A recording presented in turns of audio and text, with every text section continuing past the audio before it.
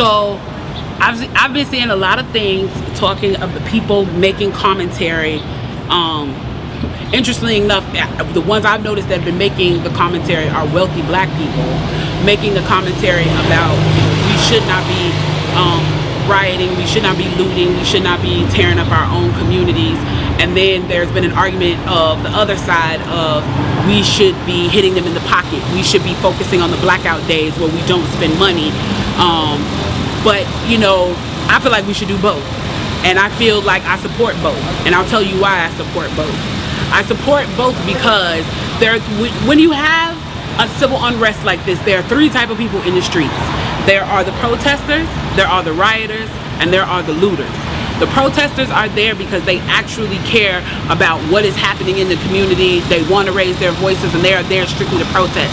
You have the rioters who are angry, who are anarchists, who really just want to shit up, and that's what they're going to do regardless. And then you have the looters. And the looters almost exclusively are just there to do that, to loot. Now, people are like, well, what did you gain? Well, what did you get from looting? I think that as long as we're focusing on the what, we're not focusing on the why, and that's my issue with that. As long as we're focusing on what they're doing, we're not focusing on why they're doing. And some people are like, well, those aren't people who are legitimately angry about what's happening. Those are people who just want to get stuff.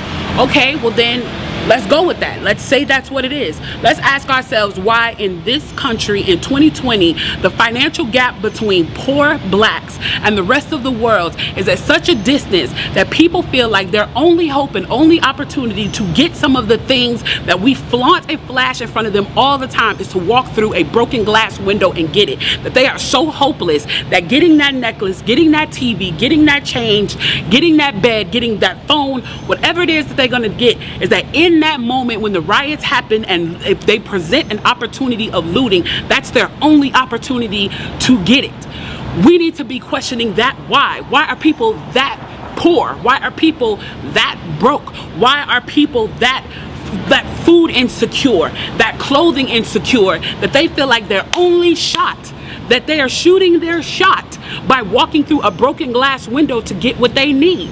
And then people want to talk about, well, there's plenty of people who pulled themselves up by their bootstraps and got it on their own. Why can't they do that? Let me explain to you something about economics in America. And I'm so glad that as a child I got an opportunity to spend time at Push where they taught me this, is that we must never forget that economics was the reason that black people were brought to this country.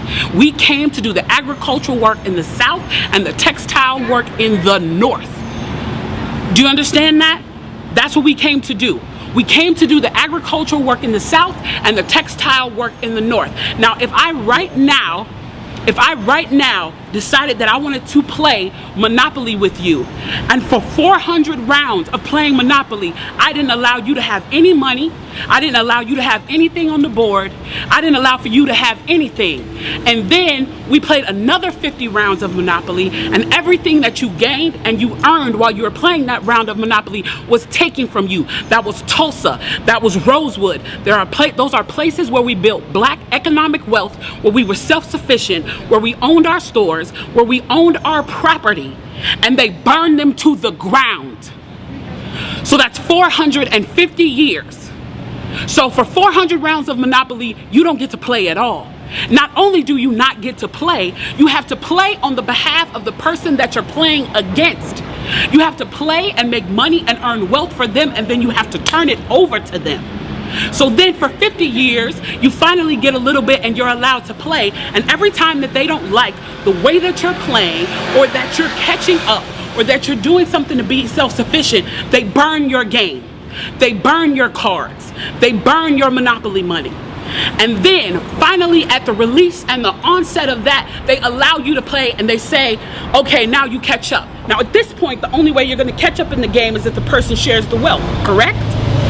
But what if every time you share the wealth, then there's psychological warfare against you to say, oh, you're an equal opportunity hire.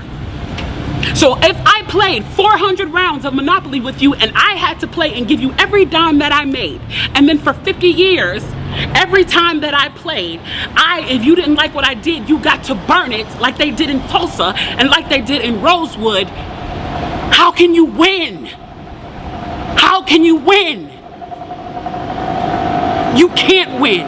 The game is fixed. So when they say, why do you burn down the community? Why do you burn down your own neighborhood? It's not ours. We don't own anything. We don't own anything.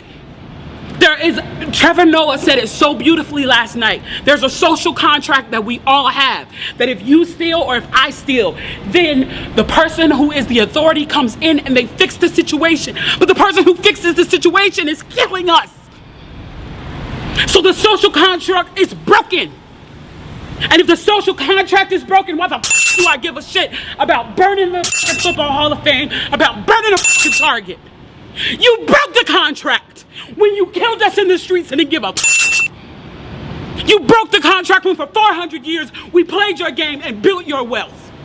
You broke the contract when we built our wealth again on our own, by our bootstraps in Tulsa, and you dropped bombs on us. When we built it in Rosewood and you came in and you slaughtered us. You broke the contract, so f your Target. F your Hall of Fame. As far as I'm concerned, they could burn this bitch to the ground. And it still wouldn't be enough. And they are lucky that what black people are looking for is equality and not revenge.